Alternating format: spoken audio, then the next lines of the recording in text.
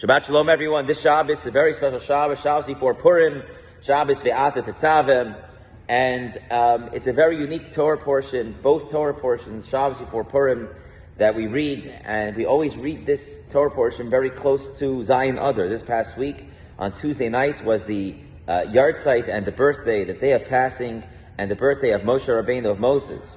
And so, the Torah portion of Parshat Tetzaveh is the only Torah portion of the entire book from when Moses is introduced in the book of Exodus all the way until the end of the book of Deuteronomy, that Moses' name is mentioned in every single Torah portion, besides this one.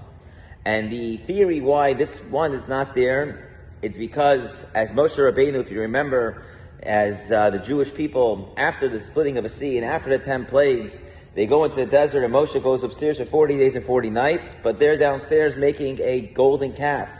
God sees this, Moshe breaks the tablets, God says, I'm going to destroy this nation and make a new nation out of you. Moses, as a true leader, as a Raya Neman says, as a faithful shepherd says, if you do that, erase my name, erase my name from your Torah. And so since a tzaddik yesod olam, a tzaddik like Moshe, which is, he says something, it's forever, and so therefore he says, erase me from your book. There was one book that had to be missing. But why this book? Why was this book chosen? And so there are those that say the reason why this book was chosen is because this is the Shabbos which generally falls out almost all years, if it's not a leap year, that the Torah portion of the Parshat Tetzaveh by the death of Moshe.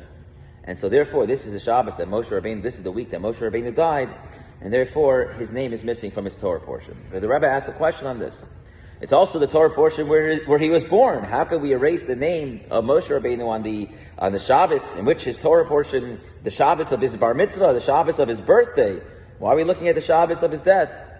And so this is one of the grave mistakes that Haman makes. Haman, that we read about in Parshat Zachar and Amalek. Haman says he wants to destroy the nation. He chooses the one day to destroy the nation in the month of Adar, because that's when Moshe Rabbeinu dies. He doesn't know that that's the day that Moshe Rabbeinu was born.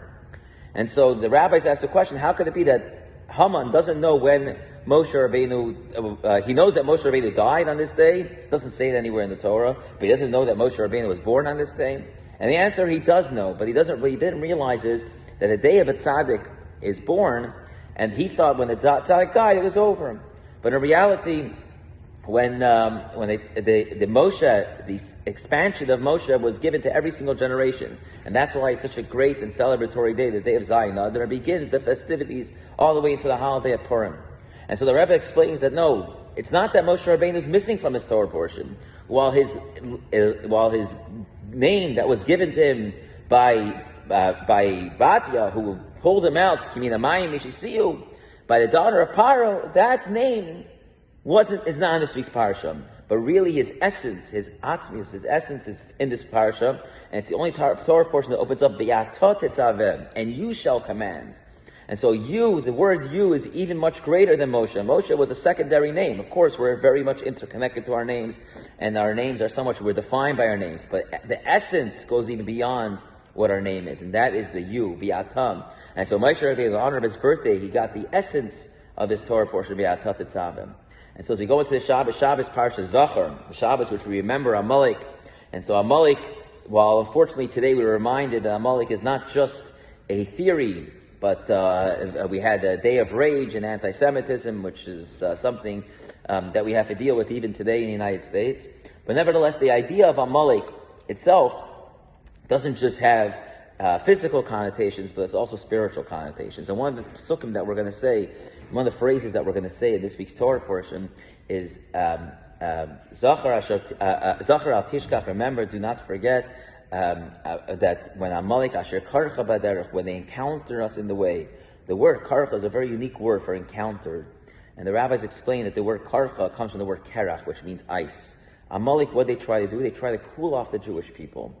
When we're getting excited, we're getting energized about our spirituality, about our Judaism, sometimes comes someone and cools us off and says, don't get excited, don't be too spiritual, don't do this thing. That is our spiritual Amalek. That is our Amalek that we have to deal with on a daily basis.